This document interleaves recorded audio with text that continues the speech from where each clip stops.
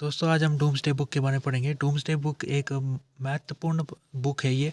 और इसको William von ने इसको कमीशन किया था। विलियम वॉन ने जब कमीशन किया था तो वो इंग्लैंड के वो राजा थे, साथ में जो नॉर्मंडी है वहाँ के ड्यूक थे। तो पूरा इलाका जो आपको दिख रहा है, चाहे इसका बस नॉर्थ वाला को भाग को छोड़ दे तो इतने इलाके में ये पूरा इलाका उनके कब्जे में था। साथ में जो इधर नॉर्मंडी लगता है फ्रांस के इलाके में, यहाँ पर भी उनका कब्जा था। तो इतने बड़े शासन था उनका। तो उन्होंने आए तो थे वो नॉर्मंडी के इलाके से थे वो। तो उन्होंने जब अटैक किया तो इंग्लैंड में भी उनका कब्जा हो गया। तो उनके पास एक गंभीर समस्या उत्पन्न हो गई, और समस्या ये थी कि जो प्रिंसेस थे, इंग्लिश प्रिंसेस जिनको एल भी कहते, ये जो इंग्लिश प्रिंसेस थे ये विरोध कर रहे थे विलियम का। विलियम जब अपने कब्जा करने के बाद वापस लौट गए अपने इलाके में, तो उन्होंने जो प्रिंसेस थे उन्होंने विद्रोह करना शुरू कर दिया। और जब विद्रोह किया तो फिर जो विलियम है उनको दोबारा यहाँ पर आना पड़ा और विद्रोह को कुचलना पड़ा। तो इस प्रकार से जो विलियम है उस उनके ऊपर एक एक उनके ऊपर जिम्मेदारी थी कि किस प्रकार से दोबारा से ऐसे विद्रोह को रोका जा सके।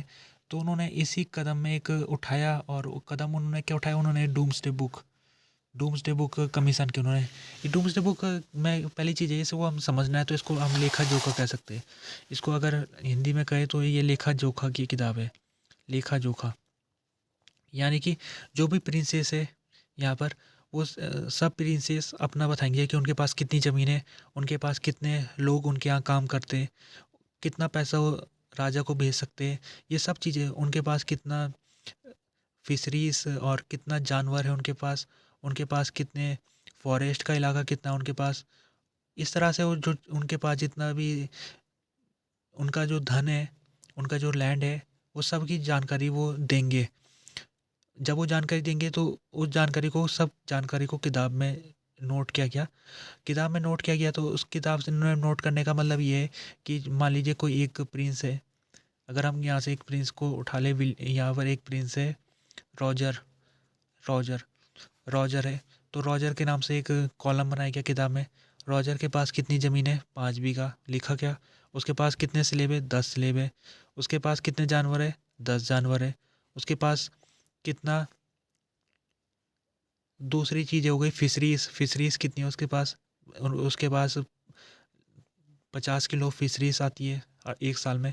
वो राजा को कितना पैसा देगा, राजा को वो इन सब में से किलोग्राम के हिसाब से वो राजा को इनमें से 20 किलोग्राम वो सब चीज़ों को राजा के पास भेजेगा।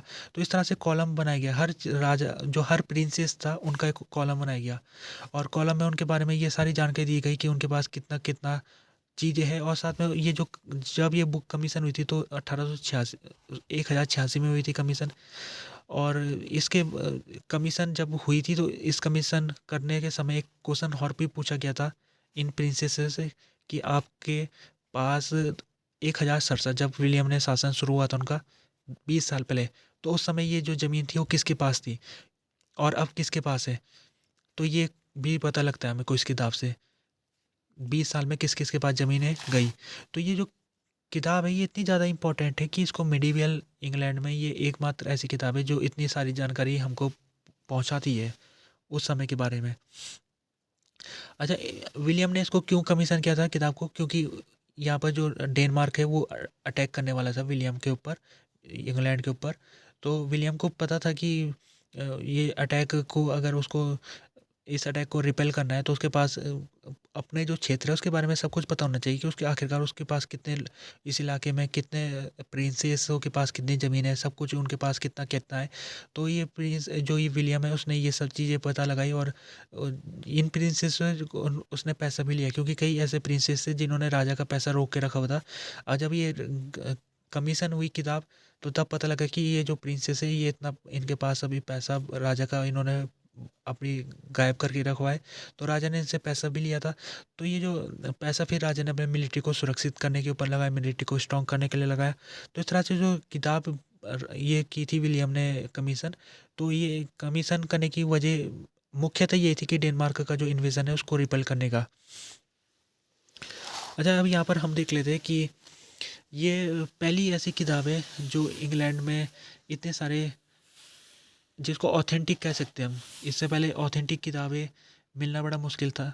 तो ये ऑथेंटिक, इसमें जो भी चीज़ें जानकारी मिली है, हालांकि वो पूरी तरीके से करेक्ट नहीं है, लेकिन ऑथेंटिक उसको कह सकते हैं। अब इसमें दो की तरह की किताब है, एक little and greater dooms day.